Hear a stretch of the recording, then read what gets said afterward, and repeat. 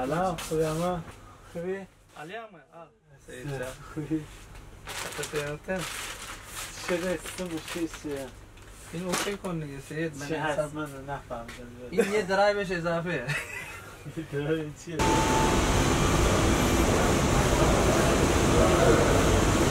بفهمم قابل چند داده؟ اصلا پاکچه به تو نویم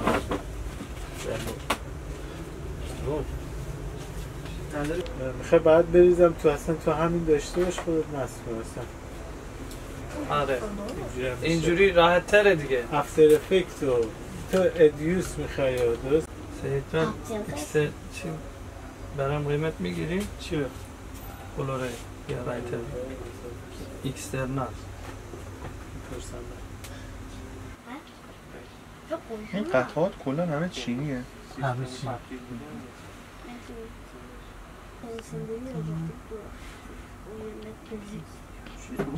الان اونو بقیه دستتون میشه بخوام برم حالا میتونیم دستتو ببندم حالا اینو شما الان کفا رو حساب کردین درسته؟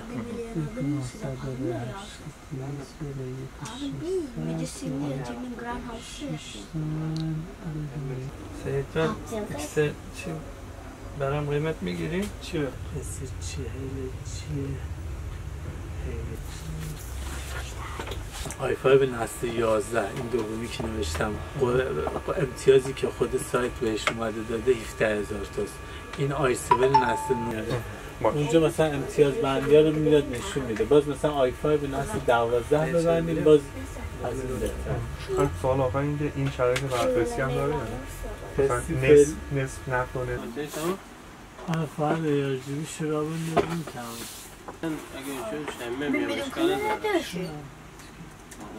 یا نه روی این حساب کنی چرا میشه؟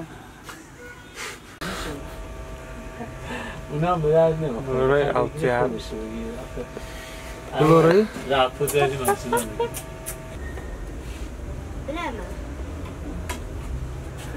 سعید اینا چند یه 3 تومن که میگیره ایش 100 اونا بلوتوث هم به درد کامپیوتر نمیخوره تو باید سی وی بگیری یکی اینجا همه باید لسن الان همه چشم میشن فیلم سر مجلس میری آیفون در بیاری از اینه دکترم آره با کارت کپچر دار کارت کپچر نمیدیرم میگه این با کلاسی چیز نکنه یارو آیفون داره دستش 12 11 15 16 دیگه از چیش میشه بس دستی در بورتش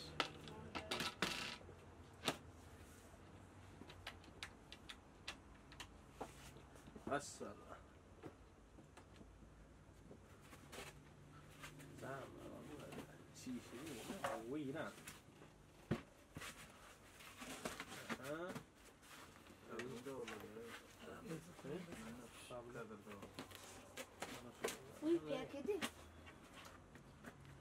Aha. Şillen.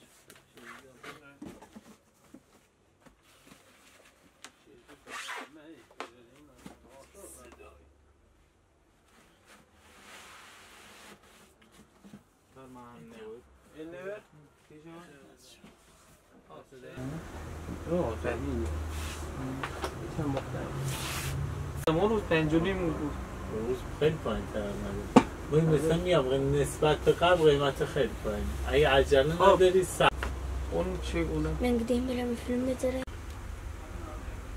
سعید چند دسته دارم؟ هم مختصم وقتی پشم جان تو بگیر بالایی بگیر لفتر دار سعید چند دسته دارم؟ مختصم واقعا Allah دیگه چیز می‌کنه. دست در نکنه. مخلصم. بیا در بدید.